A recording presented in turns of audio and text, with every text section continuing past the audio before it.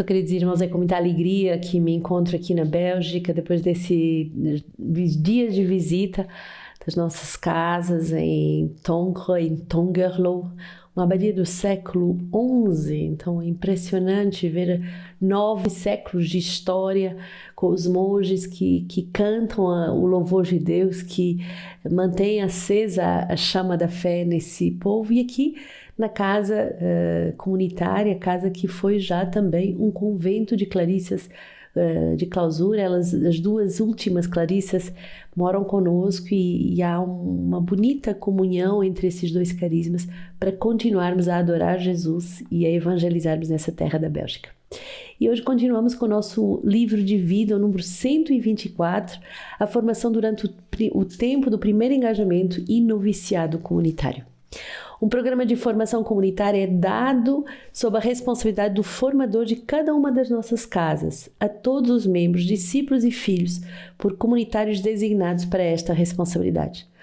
Um programa particular existe para que os discípulos e depois os filhos devem consultar esses dois programas. Cada discípulo e filho vive igualmente uma dimensão de formação pessoal no acompanhamento espiritual inerente ao caminho vocacional. Este deve ser vivido no interior da comunidade com um comunitário ancião, designado pelo formador e reconhecido pelo seu carisma de discernimento, pedagogia e compreensão no acompanhamento vocacional e no crescimento humano e espiritual. Esta dimensão de formação pessoal no acompanhamento durante os anos de noviciado comunitário é importante, pois molda em cada um a identidade e a vocação particular da nossa comunidade. E é por isso que devemos vigiar que cada discípulo e filho seja acompanhado e formado por comunitários anciãos. A partir do noviciado, cada membro recebe uma formação por semestre escolhida a partir do programa de retiros e seminários da sua casa, de acordo com o formador e segundo as possibilidades. O membro do noviciado comunitário participa dos encontros de formação comunitárias organizados pela comunidade. Estes podem ser específicos aos noviços ou em geral, sendo dadas as formações por um membro da comunidade ou por um convidado externo. Os estagiários e os discípulos seguem uma formação particular. O programa de formação lhes é dado por membros da comunidade. O formador também pode aconselhar um ensino ou uma formação comunitária em relação à vocação específica da comunidade Sementes do Verbo. E cada formador é vigilante em dar aos estagiários o alimento que precisam para a fundação das suas vocações comunitárias durante o primeiro ano. Quando eles se tornam filhos ou filhas, é preciso ir mais longe e não contar unicamente com os ensinos novos de interesse geral dados pelo fundador ou formador geral. É preciso uma distribuição de alimento por cada nível de inserção na comunidade, de forma que as vocações sejam bem construídas passo a passo. Isso deve ser a preocupação do formador com o noviciado comunitário em cada uma das casas. Para isso, ele deve prever encontros específicos para os novos comunitários. Os novos comunitários recebem a maior parte das informações no que dizem respeito à comunidade. Isto testemunha a confiança que a comunidade faz neles, pois estamos numa fase de fundação e de responsabilização.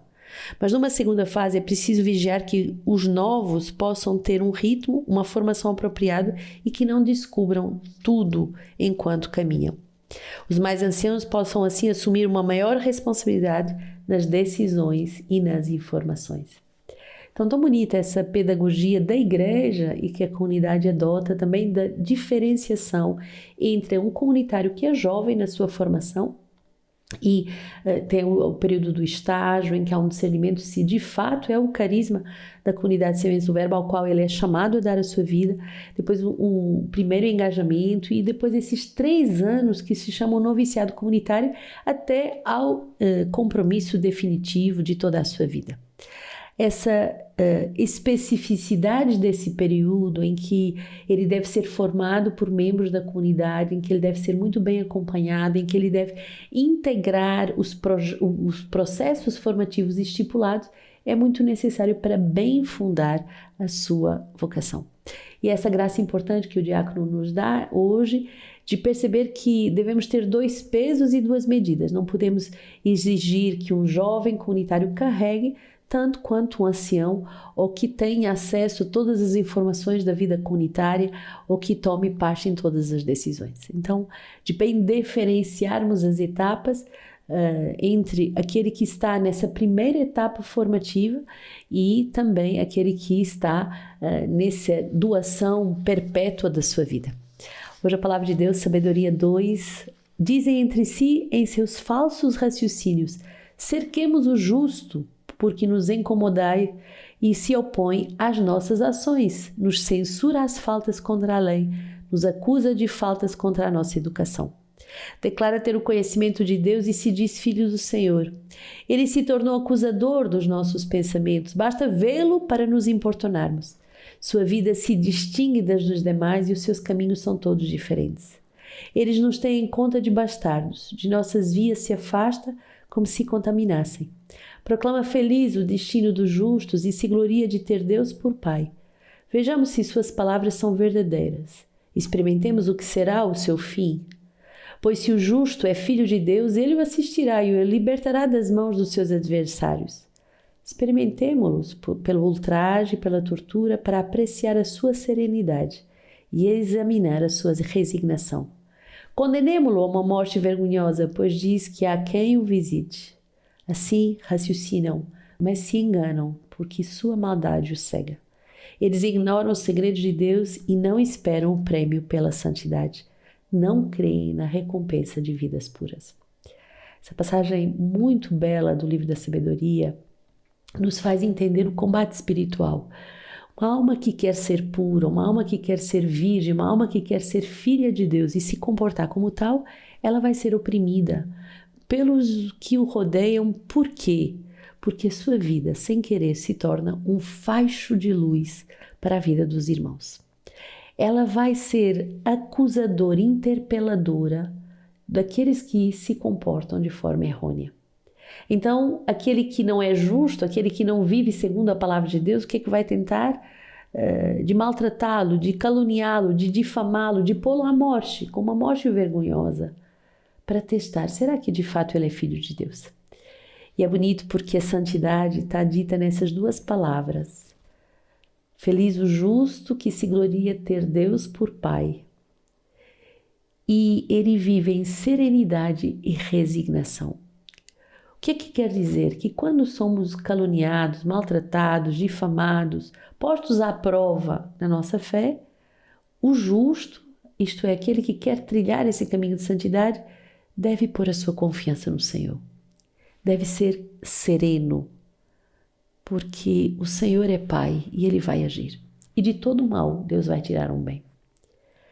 A sua resignação deve ser conhecida de todos, quer dizer que Ele é capaz de se adaptar. Ele não vai quebrar, Ele não vai se revoltar, Ele não vai embora, Ele não vai apostasiar, Ele vai se resignar, Ele vai ser resiliente aos ataques, às contradições, às calúnias, a tudo que finalmente dizem de mal dele. A palavra do Senhor é uma palavra que nos quer fundar hoje nessa sabedoria, porque aqueles que são filhos de Deus vão ter uma recompensa pelas suas vidas puras. Salmo 33, a face do Senhor está contra os malfeitores, para da terra apagar a sua memória. Eles gritam, o Senhor escuta e os liberta de todas as angústias. O Senhor está perto dos corações contritos e Ele salva os espíritos abatidos. Os males do justo são muitos, mas de todos o Senhor os liberta. O Senhor guarda os seus ossos todos, nenhum deles será quebrado. O Senhor resgata a vida dos seus servos e os que neles se abrigam jamais serão castigados. Bonita essa confiança que nós podemos ter na palavra do Senhor. O Senhor vai nos libertar, o Senhor vai cuidar de nós, das angústias, dos espíritos abatidos, dos males que os justos sofrem, das opressões, dos combates. O Senhor é um Pai e de todos esses males Ele nos liberta. Nessa sexta-feira possamos verdadeiramente nos unir ao coração de Jesus e nos apoiar nesse amor de Pai que nos protege, que nos liberta e que nos prova que vale a pena ser filhos de Deus. João 7 é o evangelho de hoje. Depois disso, Jesus percorria a Galileia, não podendo circular pela Judeia, porque os judeus o queriam matar.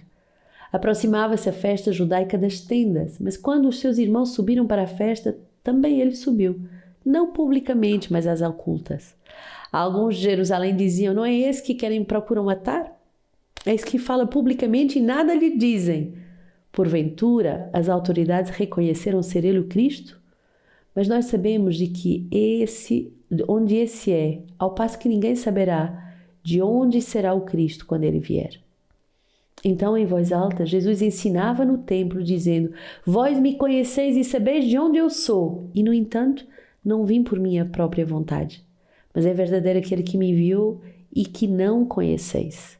Eu, porém, o conheço, porque dele procedo, e foi ele quem me enviou. Procuravam então prendê-lo, mas ninguém lhe pôs a mão, porque não chegara a sua hora.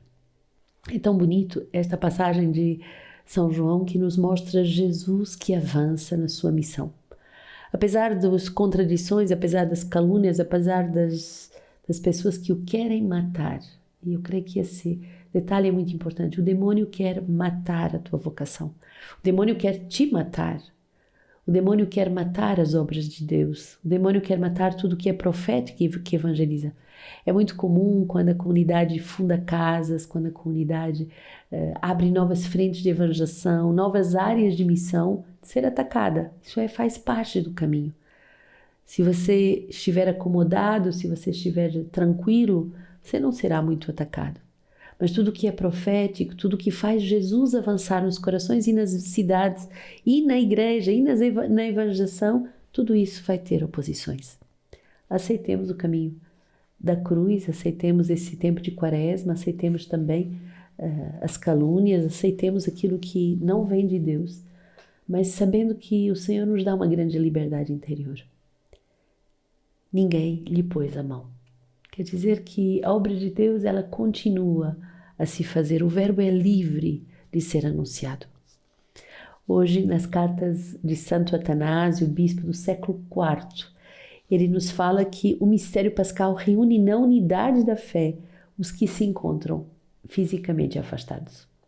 Que bonito, né? Estamos em tantos continentes, eu me preparo para viajar para a Ásia, depois de ter visitado o Canadá, visitado as casas da Europa, agora a Ásia. Mas quando estamos em Deus, mesmo que fisicamente afastados, estamos unidos. Ele diz assim: é muito belo, meus irmãos, passar de uma festa para outra, de uma oração para outra, de uma solenidade para outra, e aproximar-se o tempo que traz um novo início, o anúncio da Santa Páscoa, no qual o Senhor foi imolado. Do seu alimento nos sustentamos como um manjar de vida, e a nossa alma se delicia com o sangue precioso de Cristo, como numa fonte. E contudo, temos sempre sede desse sangue. Desejamos ardentemente esse sangue. Mas o nosso Senhor está perto daqueles que têm sede e na sua bondade convida todos os corações sedentos para o grande dia da festa, dizendo: se alguém tem sede, venha a mim e beba.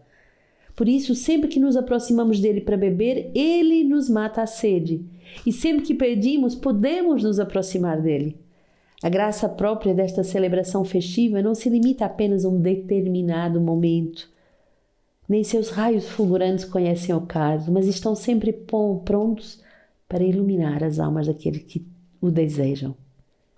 E ele exerce uma contínua influência sobre aqueles que já foram iluminados e que se debruçam noite e dia sobre as Escrituras.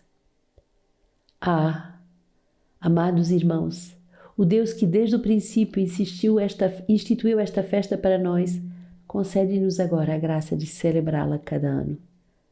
Para a nossa salvação, Ele entregou à morte o seu próprio Filho. E esta festa nos sustenta no meio das aflições que encontramos neste mundo. Por Ele, Deus nos concede a alegria da salvação e nos faz amigos uns dos outros. E nos conduz a uma única assembleia, unindo espiritualmente a todos em todo lugar, concedendo-nos orar em comum e render comuns ações de graças, como se deve fazer em toda a festividade. É este o milagre da sua bondade. Congrega nestas festas os que estão longe e reúne na unidade da fé os que porventura se encontram fisicamente afastados. Que o Senhor nos dê a alegria de viver essa palavra, ainda que fisicamente afastados, reunidos pela unidade da fé. Que o Senhor nos abençoe, Ele que é Pai, Filho e Espírito Santo.